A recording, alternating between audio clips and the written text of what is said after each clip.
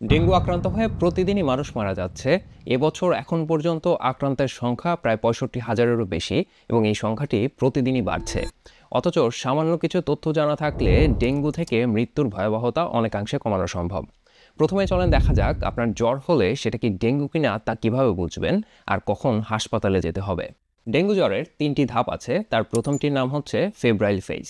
এই ফেজে একজন রোগী 2 থেকে 7 দিন পর্যন্ত থাকতে পারেন। তিনি 3 দিনও থাকতে পারেন, 5 দিনও থাকতে পারেন অথবা 7 দিনও থাকতে পারেন। তো এই ফেজে রোগীর মধ্যে যে লক্ষণগুলো দেখা যায় তা হচ্ছে হঠাৎ করে অনেক বেশি জ্বর আসা, বমি বমি ভাব হওয়া, দুর্বল লাগা, অনেক সময় বমিও হতে পারে। এছাড়া মাংসপেশিতে ব্যথা করা, জয়েন্টে ব্যথা করা, মাথা ব্যথা করা এবং চোখের পেছনটাতে ব্যথা করা। কারো কারো ক্ষেত্রে গায়ের চামড়া লাল হয়ে যেতে পারে এবং র্যাশ উঠতে পারে। তো এই পরিস্থিতিতে রোগীকে আসলে কি করতে হবে? তখন রোগীকে অনেকটা বিশ্রামের মধ্যে রাখতে হবে। সারাদিনই যেন সে রেস্টের মধ্যে থাকে সেই ব্যবস্থা করতে হবে এবং তার সাথে প্রচুর পরিমাণে তরল খাবার তাকে দিতে হবে। সেটা হতে পারে পানি, জুস অথবা যে কোনো ধরনের স্যুপ। জ্বর যেন খুব বেশি পরিমাণে উঠে না যায় সেটা খেয়াল রাখতে হবে। তার জন্য থার্মোমিটার দিয়ে একটু পরপর রোগীর জ্বর মাপতে হবে এবং যখন জ্বর বেশি হবে তখন তার মাথায় পানি ঢালতে হবে এবং গা মুছিয়ে দিতে হবে যেন জ্বরটা কমে যায়। আর ওষুধ খাওয়ানোর মধ্যে শুধুমাত্র প্যারাসিটামল খাওয়ানো যেতে পারে। খেয়াল রাখতে হবে ডেঙ্গু রোগীকে কোনোভাবেই অ্যাসপিরিন অথবা আইবুপ্রোফেন জাতীয় এনএসএআইডি খেতে দেওয়া যাবে না। একজন ডেঙ্গু রোগীকে অ্যাসপিরিন অথবা আইবুপ্রোফেন খাওয়ালে ভয়াবহ ঘটনা ঘটে যেতে পারে, এমনকি মৃত্যুও ঘটে যেতে পারে। এর কারণ হচ্ছে ডেঙ্গু যখন মানুষের শরীরকে আক্রমণ করে তখন অন্য জায়গায় আক্রমণ করার সাথে সাথে এর প্রধান একটা আক্রমণের জায়গা হচ্ছে অস্থিমজ্জা অথবা বোন ম্যারো যেটাকে বলে, সেখানে আক্রমণ করা। তো এই বোন ম্যারোর কাজ কি? এই বোন ম্যারোর কাজ হচ্ছে রক্তকণিকা, যেটাকে আমরা বলি প্লেটলেট, সেইটা তৈরি করা। প্লেটলেটের কাজ হচ্ছে যখন আমাদের কোথাও কেটে যায় তখন রক্ত বের হওয়ার সাথে সাথে একটু পরেই দেখবেন সেটা একটা রক্ত জমাট বেঁধে গেছে। এর কারণ হচ্ছে রক্ত যদি জমাট না বাঁধতো তাহলে কিন্তু কন্টিনিউয়াসলি আমাদের শরীর থেকে রক্ত বেরোতে থাকতো এবং সেটা একটা ভয়াবহ ঘটনা ঘটে যেতে পারতো। এজন্য এই সিস্টেম আমাদের শরীরে আগে থেকেই দেয়া। প্লেটলেটগুলো যখনই কোথাও কেটে যায় সেখানে রক্ত জমাট বাঁধিয়ে দেয় যেন খুব বেশি রক্তক্ষরণ না হয়। এখন ডেঙ্গু রোগীর ক্ষেত্রে যেহেতু বোন ম্যারো আক্রান্ত হয়ে গেছে, তার প্লেটলেট উৎপাদনের পরিমাণ কমে যাবে। অন্যদিকে অ্যাসপিরিন অথবা আইবুপ্রোফেন আমাদের ব্যথা বা জ্বর কমায়, তবে তাদের এই ব্যথা বা জ্বর কমানোর জন্য যেই প্রক্রিয়াতে কাজ করতে হয় সেই প্রক্রিয়াতে ওই যে প্লেটলেটের কথা বললাম, প্লেটলেটের কার্যক্ষমতা কমিয়ে দিতে হয়। এখন ডেঙ্গু রোগীকে যদি আপনি অ্যাসপিরিন অথবা আইবুপ্রোফেন দেন তখন কি ঘটবে? একে তো ডেঙ্গুর কারণে তার শরীরে প্লেটলেট তৈরি হচ্ছে না, অন্যদিকে অ্যাসপিরিন অথবা আইবুপ্রোফেনের কারণে যেই প্লেটলেটগুলো তৈরি হচ্ছে তাদেরও কার্যকারিতা নষ্ট হয়ে যাচ্ছে। তখন যেটা ঘটবে, এই মানুষটার শরীরে হালকা একটু কোথাও কেটে গেলে অনেক বেশি রক্তক্ষরণ হয়ে তার সিরিয়াস কন্ডিশন হয়ে যেতে পারে, অথবা এমনও হতে পারে কোথাও কেটে যায় নাই, এমনিতেই শরীর থেকে রক্তক্ষরণ হচ্ছে, যেরকম নাক দিয়ে রক্ত পড়তে পারে, বমির সাথে রক্ত আসতে পারে, পায়খানার সাথে রক্ত যেতে পারে অথবা মাড়ি থেকে রক্ত পড়তে পারে। এই জন্য এই ব্যাপারটা খুবই সিরিয়াস, মনে রাখতে হবে ডেঙ্গু রোগীকে কোনোভাবেই অ্যাসপিরিন বা আইবুপ্রোফেন জাতীয় এনএসএআইডি দেওয়া যাবে না, শুধুমাত্র তাকে প্যারাসিটামল খাওয়ানো যাবে। এখন আসেন ডেঙ্গু জ্বরের দ্বিতীয় ধাপ। এই ধাপটা ক্রিটিক্যাল একটা ধাপ। এখানে রোগী 3 থেকে 7 দিন পর্যন্ত অবস্থান করতে পারেন। এই জায়গাটা কেন ক্রিটিক্যাল তার কারণ হচ্ছে অনেক ক্ষেত্রে দেখা যায় জ্বর কমতে শুরু করেছে এবং মানুষ মনে করে হয়তো রোগীটা ভালো হয়ে যাচ্ছে। এখন রোগীটা কি আসলে ভালোর দিকে যাচ্ছে নাকি অবস্থা আরও সিরিয়াসের দিকে যাচ্ছে সেটা নির্ভর করে কয়েকটি লক্ষণের উপর। লক্ষণগুলো ভালো মতো মনে রাখেন। নাম্বার 1, অনেক বেশি পরিমাণে বমি হওয়া। নাম্বার 2, হাত পা অথবা মুখ ফুলে যাওয়া। 3 নাম্বার হচ্ছে পেটে প্রচণ্ড ব্যথা হওয়া। 4 নাম্বার হচ্ছে ড্রাউজিনেস বা সারাক্ষণ ঘুম ঘুম একটা ভাব কাজ করা অথবা রোগীর মধ্যে অস্থিরতা অনুভব করা। 5 নাম্বার হচ্ছে রক্তক্ষরণ। এই রক্তক্ষরণ হতে পারে মাড়ি থেকে, বমির সাথে, পায়খানার সাথে অথবা নাক দিয়ে এমনিতেও রক্ত পড়তে পারে। এই লক্ষণগুলোর যে কোনো একটা লক্ষণও যদি দেখা যায় তাহলে সেই রোগীটাকে খুব দ্রুত হাসপাতালে নিয়ে যেতে হবে। এরপরে হচ্ছে তৃতীয় ধাপ। এই ধাপটা হচ্ছে রিকভারি ফেজ। এটা সাধারণত শুরু হয় 7 দিন যাওয়ার পর থেকে। এই ক্ষেত্রে রোগীর ক্ষুধা ফিরে আসতে থাকে, তারা ভালো মতো খেতে পারেন, তারপর শক্তি ফিরে আসতে থাকে। অনেকে এই সময় কাজেও চলে যান 7 দিন পার হওয়ার পরে। তবে এই সময়টাতে অল্প সময়ের জন্য আবার একটু র্যাশ দেখা দিতে পারে চামড়াতে। তো এইটা থেকে ভয়ের কিছু নেই। এখন কথা হচ্ছে ডেঙ্গুর চিকিৎসা কি? ডেঙ্গুর আসলে স্পেসিফিক কোনো চিকিৎসা সেভাবে নেই। তো ডেঙ্গু থেকে বাঁচতে হলে আমাদের ডেঙ্গু হওয়া বন্ধ করতে হবে, মানে প্রতিরোধ করতে হবে।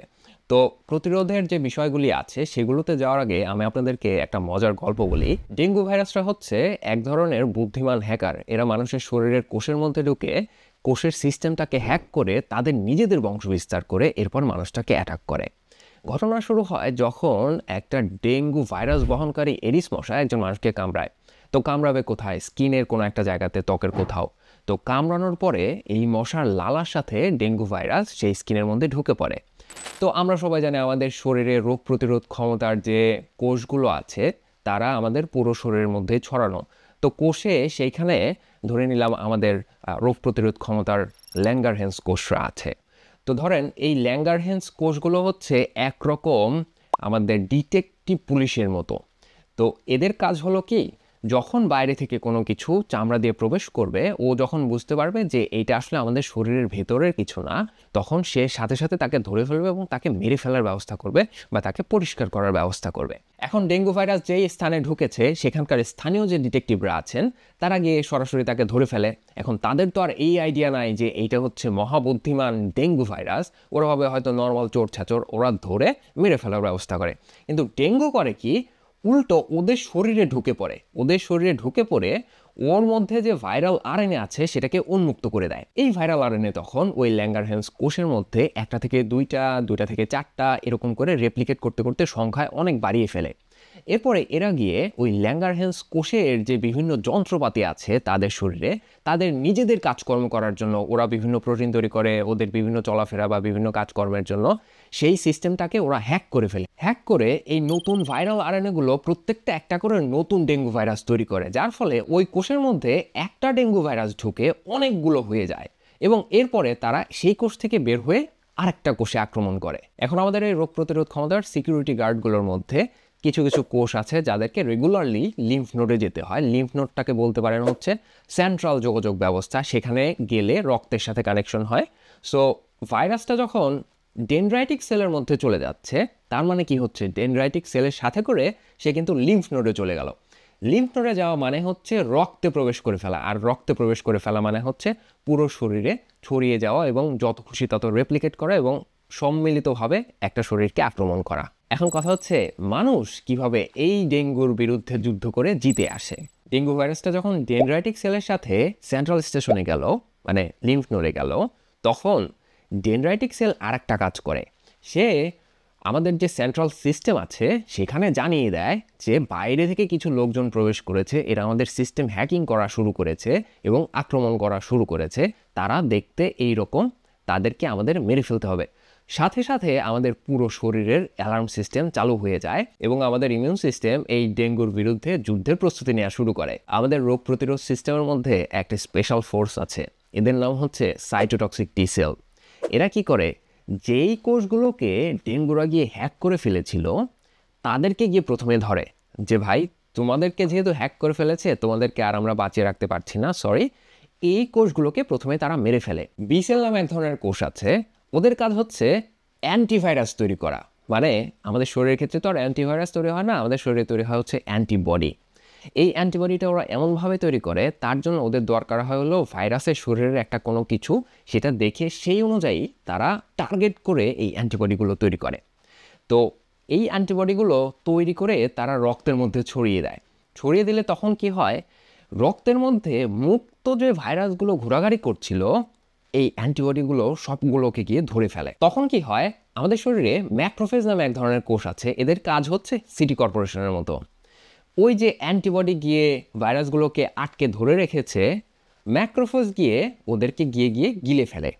মানে হচ্ছে পুরো শরীরে অ্যান্টিবডিরা গিয়ে সবগুলো ভাইরাসকে আটকে ফেললো আর ম্যাক্রোফেজ গিয়ে সেগুলোকে গিলে ফেললো। এভাবে আস্তে আস্তে পুরো শরীর ক্লিন হয়ে যায় এবং এভাবেই আস্তে আস্তে ভাইরাসের বিরুদ্ধে আমাদের শরীর যুদ্ধ করে। এই যুদ্ধ আসলে চলে অনেক দিন ধরে, অনেকের ক্ষেত্রে পুরো এক সপ্তাহ ধরে চলে। তো তারপরে হচ্ছে জয়লাভ হয়। এবং একই সাথে আপনারা যখন দেখেন যে জ্বর আসছে, এই জ্বরটাও কিন্তু আমাদের শরীরের এই ভাইরাসের বিরুদ্ধে যুদ্ধের একটা অংশ। শরীর যখন বোঝে যে ভাইরাসের রেপ্লিকেশন হচ্ছে, মানে ওরা একটা থেকে 10টা, 100টা, 1000, 1 কোটি হয়ে যাচ্ছে, তখন সে দ্রুত শরীরের তাপমাত্রা বাড়িয়ে দেয়। সেটাকে আমরা বলি জ্বর। তো তাপমাত্রা বাড়লে লাভটা কি? তাপমাত্রা বাড়লে এই ভাইরাসের রেপ্লিকেশনটা, মানে 1টা থেকে 2টা হওয়া বা 2টা থেকে 4টা হওয়া, এই প্রসেসটা স্লো হয়ে যায়। এখন আসলে দেখা যাক ডেঙ্গু হওয়া থেকে বাঁচার উপায় কি। ডেঙ্গু হওয়া থেকে বাঁচার একমাত্র উপায় হচ্ছে মশার কামড় থেকে বাঁচা। এখন বেশিরভাগ মানুষ আমাদের দেশে মশার কামড় থেকে বাঁচার জন্য মশার কয়েলের উপর নির্ভরশীল। কিন্তু সমস্যা হচ্ছে গবেষণায় দেখা গেছে একটা মশার কয়েল থেকে যেই পরিমাণ ক্ষতিকর ফাইন পার্টিকেল নির্গত হয় তা 75 থেকে 137টা সিগারেটের ধোঁয়ার সমান। এই ফাইন পার্টিকেলগুলো এতটাই ক্ষুদ্র যে আমাদের ফুসফুসের যে ফিল্টারিং সিস্টেম আছে এদেরকে আটকাতে পারে না, ফলে এই ফাইন পার্টিকেলগুলো সরাসরি অ্যালভিওলিতে চলে যায়, মানে আমাদের ফুসফুসের একদম ভেতরে যে জায়গাটা আছে যেখানে রক্তের সাথে এয়ার এক্সচেঞ্জ ঘটে সেখানে চলে যায়, সেখান থেকে রক্তের মধ্যে চলে যায়। শিশুদের উপর করা একটা বড় গবেষণায় দেখা গেছে যে যেই সমস্ত শিশুরা প্রতিনিয়ত কয়েলের ধোঁয়ার সংস্পর্শে আসে তাদের মধ্যে হাঁপানি এবং দীর্ঘমেয়াদে শ্বাসকষ্টের ঝুঁকি অনেক বেড়ে যায়। ইঁদুরের উপর করা গবেষণায় দেখা গেছে কয়েলের ধোঁয়া আমাদের সিলিয়াকে আক্রান্ত করতে পারে। সিলিয়া হচ্ছে আমাদের ফুসফুসের মধ্যে আঙ্গুলের মতো কিছু জিনিসপত্র থাকে বা ব্রাশের মতো বলতে পারেন। এরা সারাক্ষণই আমাদের ফুসফুসটাকে পরিষ্কার করার কাজে ব্যস্ত রাখে। এদের কারণেই বিভিন্ন ভাইরাস বা ব্যাকটেরিয়া আস্তে আস্তে আমাদের ফুসফুস থেকে বেরিয়ে আসে, যেটা আমাদেরকে খুব একটা আক্রান্ত করতে পারে না, অথবা বিভিন্ন পার্টিকেল অথবা বিষাক্ত পদার্থ এগুলো ফুসফুস থেকে বেরিয়ে আসে হচ্ছে এই সিলিয়ার কারণে। অনেক সময় খেয়াল করে দেখবেন আপনার যদি কাশি থাকে বা কফ থাকে, সকালবেলা ঘুম থেকে উঠলে সেই কফটা একটু গলার এইখানে এসে আছে, আপনি ছোট্ট একটা কাশি দিয়ে কিন্তু সেটা ফেলে দিতে পারেন। তো এইটা যে এইখানে এসে রেখেছে এই কাজটা করে হচ্ছে সিলিয়া, পুরো ফুসফুস পরিষ্কার করে জিনিসটাকে ধাক্কাতে ধাক্কাতে সামনে এনে রেখে দেয় এবং সেটাকে আপনি ফেলে দিতে পারেন। কয়েলের ধোঁয়া এই সিলিয়াগুলোকে ক্ষতিগ্রস্ত করতে পারে, যার ফলে ফুসফুসের রোগ প্রতিরোধ ক্ষমতা নষ্ট হয়। এখন তাহলে কয়েলের বিকল্প কি? নাম্বার 1 এবং সব থেকে নিরাপদ সেটা হচ্ছে মশারি টানিয়ে ঘুমানো। 2 নম্বর কাজ যেটা করতে পারেন সেটা হচ্ছে আপনার বাসার যে জানালাগুলো আছে এবং যে ভেন্টিলেটর বা যেই সমস্ত খোলা জায়গাগুলো আছে যেখান দিয়ে মশা প্রবেশ করতে পারে সেই জায়গাগুলোতে নেট লাগিয়ে দিতে পারেন। 3 নম্বর হচ্ছে কিছু ক্রিম কিনতে পাওয়া যায় বাজারে, যেগুলো গায়ে মাখলে আপনার গায়ে আর মশা কামড়াবে না, বা স্প্রে, তো সেগুলো ব্যবহার করতে পারেন। 4 নম্বর হচ্ছে লিকুইড ভ্যাপোরাইজার। এক ধরনের ডিভাইস কিনতে পাওয়া যায়, সেগুলো আপনি ইলেকট্রিসিটির সাথে কানেক্ট করলেই তারা ইনসেকটিসাইড ছড়াবে ঠিকই, কিন্তু কোনো রকম ধোঁয়া বা ফাইন পার্টিকেল ছড়াবে না, যার জন্য আপনার ক্ষতিও হবে না। 5 নম্বর হচ্ছে মশা মারার স্প্রে ব্যবহার করতে পারেন, তবে এই ক্ষেত্রে সতর্কতা অবলম্বন করতে হবে। আপনি যেই রুমে আছেন সেখানে হন্তদন্ত হয়ে স্প্রে করে দিলে হবে না, কারণ সেটা আপনার শরীরের মধ্যে ঢুকতে পারে। তো সঠিক নিয়ম সেটা হচ্ছে আপনি যেই রুমে থাকেন সেই রুমে স্প্রে করে সেখানকার জানালা খুলে দিয়ে দরজাটা বন্ধ করে দিয়ে আপনি অন্য একটা রুমে গিয়ে বসে থাকবেন এবং 20 মিনিট অপেক্ষা করবেন। 20 মিনিটের মধ্যে মশা চলে যাবে এবং যেই পার্টিকেলগুলো আপনি স্প্রে করে দিয়েছিলেন সেই পার্টিকেলগুলো আস্তে আস্তে ফ্লোরে পড়ে যাবে, যার ফলে আর আপনার নাকের মধ্যে ঢোকার বা আপনার শরীরে ঢোকার চান্স থাকবে না। সর্বশেষ এবং খুবই গুরুত্বপূর্ণ যে বিষয়টা সেটা হচ্ছে আপনার আশেপাশে যেন এডিস মশা বংশবিস্তার করার সুযোগ না পায় সেটা আপনাকে খেয়াল করতে হবে। এডিস মশা ডিম পাড়ে হচ্ছে একটা স্থির এবং পরিষ্কার পানিতে, তো আপনার আশেপাশে বাসার আশেপাশে যেন কোনো পানি জমা না থাকে সেদিকে খেয়াল রাখতে হবে। তো এই হচ্ছে অবস্থা। এই ভিডিও যখন আমরা রেকর্ড করছি তখন ইউটিউবে আমাদের সাবস্ক্রাইবার সংখ্যা 1 মিলিয়ন আর ফেসবুকে ফলোয়ার সংখ্যা 1.6 মিলিয়ন। ভালো থাকবেন সবাই, আসসালামু আলাইকুম।